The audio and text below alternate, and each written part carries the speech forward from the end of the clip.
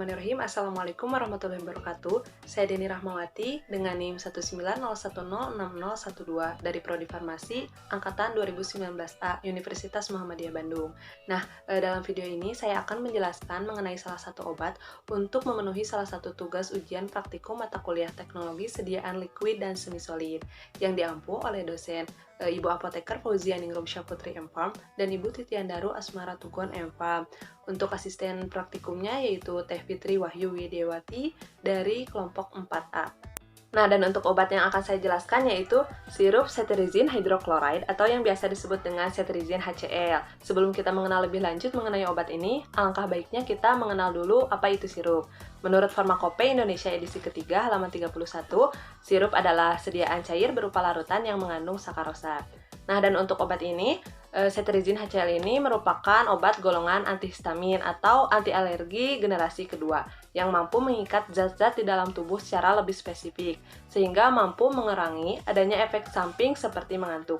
Jadi jika dibandingkan dengan antihistamin generasi pertama, biasanya antihistamin generasi pertama itu lebih menyebabkan kantuk.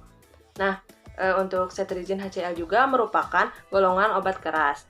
Seperti yang sudah kita ketahui bahwa secara umum obat digolongkan menjadi 4 golongan. Yang pertama itu obat bebas, yang kedua obat bebas terbatas, yang ketiga obat keras, dan juga yang keempat obat narkotika.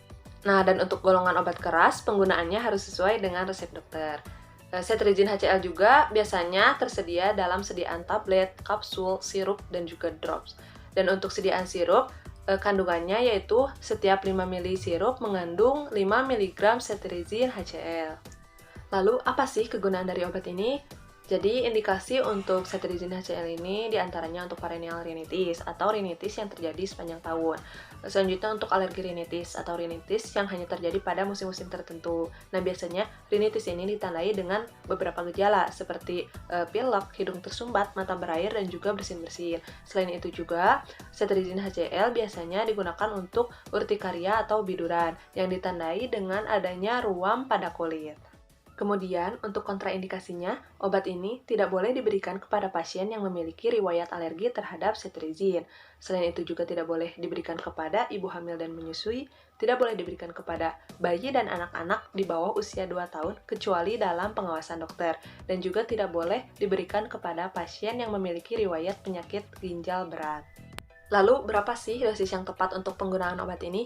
Jadi, untuk usia 2 tahun hingga 6 tahun itu 5 ml atau 1 sendok takar sekali sehari. Penggunaannya bisa didua kalikan dengan membagi 2 dosis tersebut, misalnya paginya setengah sendok takar dan juga sorenya setengah sendok takar. Dan juga untuk dewasa dan anak-anak di atas 6 tahun itu 10 ml atau 2 sendok takar sekali sehari. Perlu kita ingat bahwa 1 sendok takar itu setara dengan 5 ml. Selanjutnya, bagaimana sih cara kerja dari obat ini? Jadi, cetirizine HCl ini bekerja dengan cara menghalangi atau memblokir kerja dari reseptor histamin H1 pada sel. Apa sih histamin itu? Jadi, histamin itu merupakan suatu senyawa yang diproduksi oleh tubuh kita saat tubuh kita terpapar oleh alergen, baik dari makanan, hewan peliharaan, maupun obat-obatan. Nah, si histamin itu berperan untuk melawan alergen tersebut, tetapi saat melakukan perlawanan, dapat memicu terjadinya reaksi alergi. Sehingga pada saat tubuh kita mengalami reaksi alergi, maka kadar histamin di dalam tubuh kita itu perlu ditekan atau dikurangi. Salah satunya dengan mengonsumsi obat antihistamin ini, yaitu cetirizine HCl. Nah, kemudian terdapat interaksi cetirizine dengan obat lain. Jadi, obat ini mampu menimbulkan interaksi apabila digunakan dengan obat atau bahan lainnya.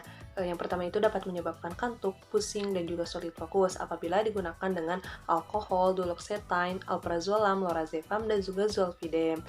Nah, yang kedua itu dapat mengurangi efektivitas dari obat ini sendiri jika digunakan bersama obat asma teofilin. Nah, pada obat ini juga terdapat beberapa efek samping. Nah, sejumlah efek samping yang dapat terjadi setelah seseorang mengonsumsi obat ini diantaranya mengantuk. Meskipun pada dasarnya cetirizine ini merupakan obat generasi kedua yang jarang menyebabkan ngantuk, tetapi pada sebagian orang bisa menyebabkan ngantuk. Nah, selain itu juga mampu menyebabkan pusing, lemas dan lelah, mual dan muntah, mulut kering, sakit tenggorokan, sakit perut, bahkan hingga diare.